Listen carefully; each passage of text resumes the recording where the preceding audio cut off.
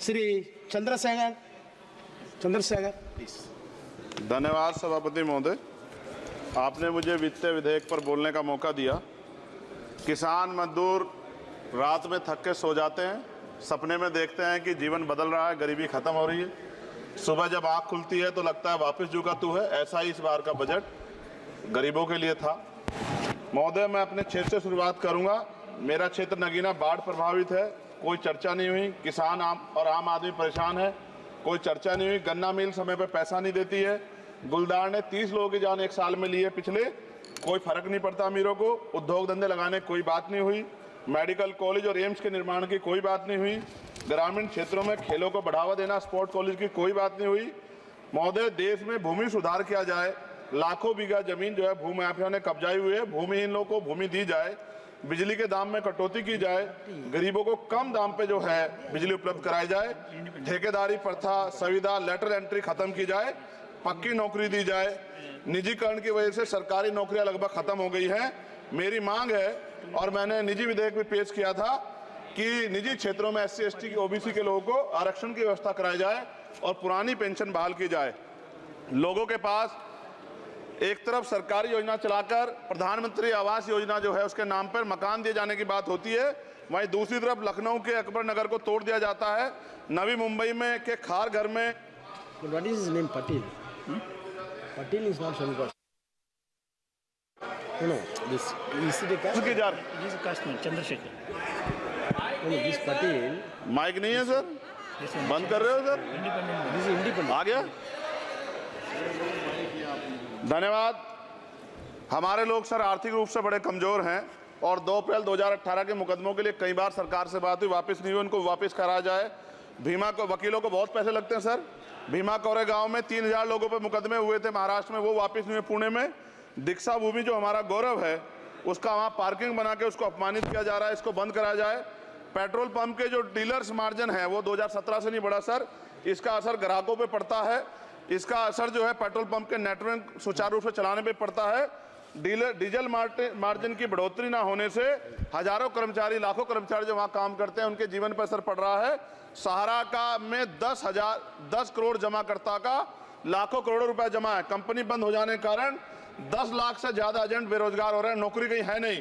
भुगतान ना होने के कारण जमाकर्ताओं के द्वारा एजेंट पर जबरदस्ती भुगतान कराने का दबाव बनाया जा रहा है, जिसके कारण 5000 से ज्यादा एजेंटों ने आत्महत्या कर ली है।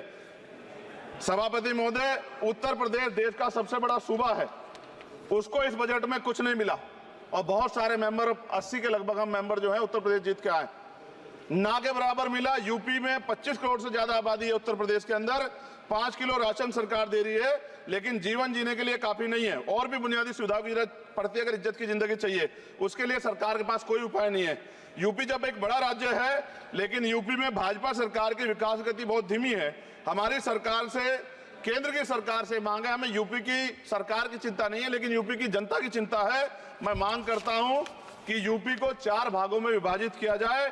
डॉक्टर बाबा साहब अम्बेडकर ने कहा था 1995 में, उनकी बुक है थॉट्स ऑफ लिंग्विस्टिक स्टेट, किताब में कहा था राज्य जितना छोटा होगा राज्य की प्रगति उतनी होगी, जनता को रोजगार मिलेगा और जनता का जीवन संपन्न होगा। मोदी, एक बात मुझे आपसे कहनी है, आपने भी ये विषय उठाया था जब आप अपनी बात रख रहे थे, शेड्यूल कास्ट के साथ जो धोखा किया गया सुप्रीम कोर्ट के जरिए, आप इस बात को इस तरह समझे, 1.5 साल पहले मैंने मांग की थी, अगर इतना हितैषी हमारे लोग होते तो जब EWF 10% दे सकते हैं तो 5% शेड्यूल कास्ट के उन जातियों को दिया जा सकता था, लेकिन दृढ़ संकल्प और इच्छा शक्ति नहीं है गरीबों के उत्थान की। साथ साथ OBC की जातियां उनको भी दिया जा सकता था। ये जो हमारे साथ खेल किया गया है, ये खेल जो है इसमें बहुत गुस्सा है, सरकार को संज्ञान लेना चाहिए और सत्ता और विपक्ष दोनों जो है अपना स्टैंड क्लियर कर दें, क्योंकि दलित समाज, आदिवासी समाज इसको देख रहा है, वो भूलेगा नहीं। जो उनके गले काटने काम करेगा उनको भूलेगा नहीं।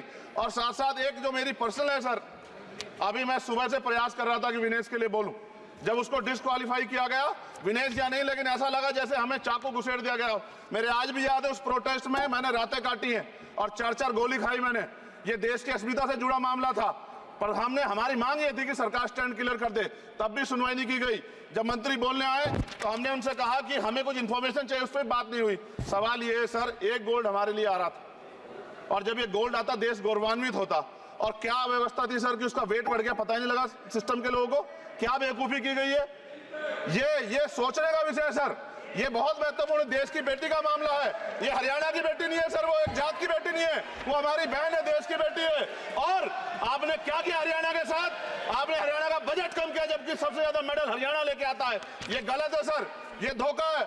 हमें इस बात की तकलीफ है कि विनेश जो है देश का नाम गौरवान्वित करती, इस देश का नाम बढ़ाती, लेकिन आज जो है अपमान का सामना करना पड़ रहा है। जब हमारे हितों की बात होगी हम जो है समझौता कर सकते हैं, लेकिन जब देश के हितों की बात होगी, बाबा साहब अम्बेडकर ने कहा था हम प्रथम और अंत्य भारतीय हैं। जब देश हितों की बात होगी, महिला हितों की बात होगी, महिला सम्मान की बात होगी, हर हम कीमत चुका देंगे।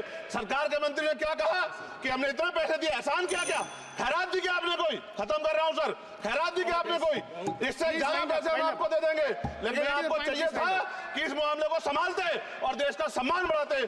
आपने लापरवाही बरती, इसका खामियाजा हमें भुगतना पड़ा। मैं आपसे आग्रह करूंगा कि जब वो बेटी देश लौटे सर, जब वो बेटी देश लौटे, रुक जाओ प्लीज वाइंड अप प्लीज। जब वो बेटी देश लौटे, मैं आपसे आग्रह करूंगा कि स्पीकर सर यहां बुला के उसका सम्मान करें।